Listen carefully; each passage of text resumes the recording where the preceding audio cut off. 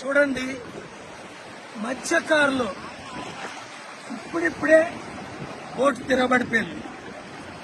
భీమిల్లోని Visakhapatnam సైడ్లోని mini హార్బర్లు ఎన్నో కట్టాలి. పెద్ద హార్బర్ ఉంది కానీ మినీ హార్బర్ లేదు. కోస్టల్ అంతా విదేశాల్లో చూడండి ఎంత విలువైన మత్స్యకారులు ప్రాణాలు కాపాడడానికి మత్స్యకారులు నిధులు కేటాయించి ఒకటే హార్బర్ కట్టడం, 2 వాళ్ళకి ఎక్విప్మెంట్లు ఇవ్వడం, 3 వాళ్ళు వృత్తి కంటిన్యూ చేయడానికి కావలసిన స్కూల్ పెట్టడం. ఎందుకంటే ఇప్పుడు అందరూ ఎడ్యుకేషన్ చేసి తక్కువ పనులన్నీ మానేశారు. కనుక విశాఖపట్నం ఎంపీగా నన్ను గెలిపించుకుంటే విశాఖపట్నం కోస్ట్ టు కోస్ట్ అభివృద్ధి అంటే చేసి చూపిస్తా.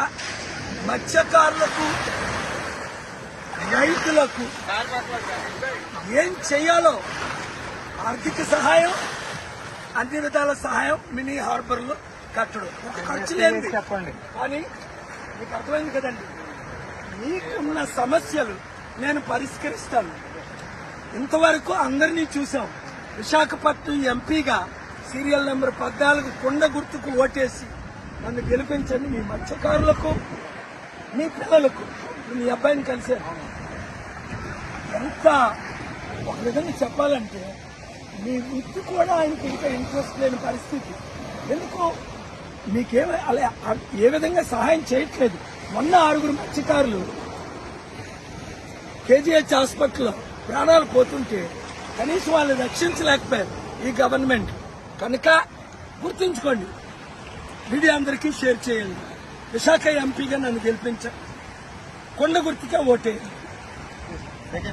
జై కేపాల్, జై కేపాల్, జై కేపాల్, జై కేపాల్.